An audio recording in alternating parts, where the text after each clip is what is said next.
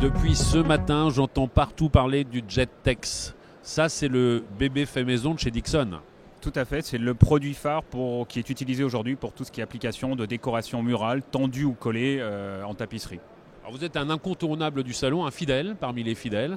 Ça fait quelques années que je vous croise ici.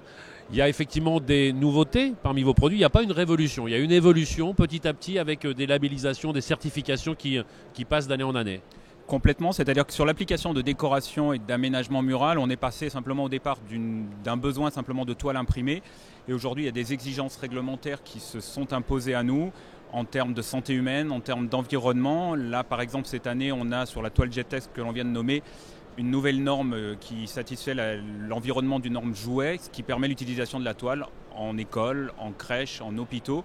Là où il y a encore 2 ou 3 ans, rien n'était demandé. Aujourd'hui, c'est exigé dans les appels d'offres pour tout ce qui est déco et aménagement muraux. Alors il y a la matière, il y a le textile et puis il y a aussi la mise en place, l'installation que vous avez facilité en mettant en place justement, je ne sais pas si ce sont des systèmes brevetés, mais en tout cas des systèmes qui permettent d'aller très très vite.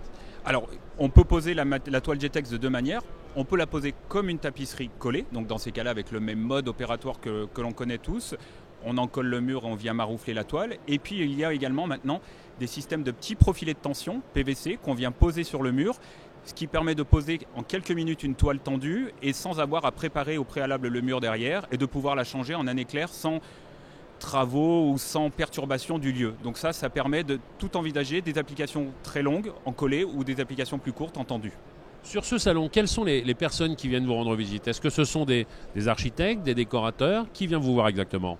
Alors on a un panel de visiteurs qui est très large. On a à la fois bien évidemment les parties des imprimeurs numériques, mais on a aussi de plus en plus de designers, d'architectes, de décorateurs d'intérieur et aussi de clients finaux et qui viennent avec des vraies questions sur des vrais besoins de quel produit pour telle application, comment je peux le trouver, comment je peux l'installer, qui peut me conseiller.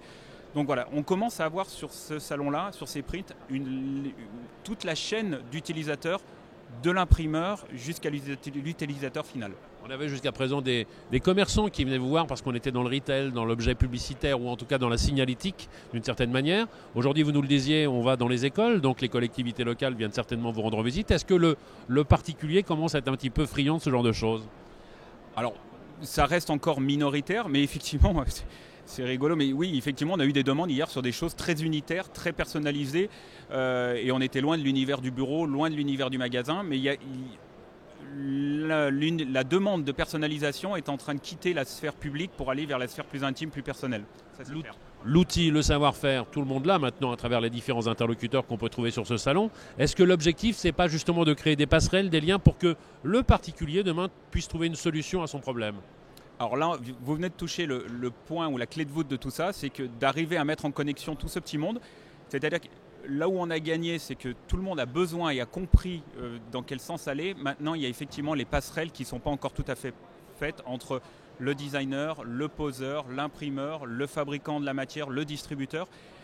Tout ça doit se connecter. Le salon permet déjà d'initier des premiers jalons ou des premières interconnexions entre les uns et les autres. Il y a encore beaucoup à faire pour que tout ça devienne efficace et que ça puisse toucher l'utilisateur final. Et pendant ce temps-là, il faut occuper le terrain.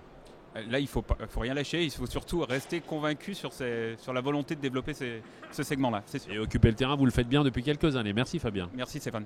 Merci.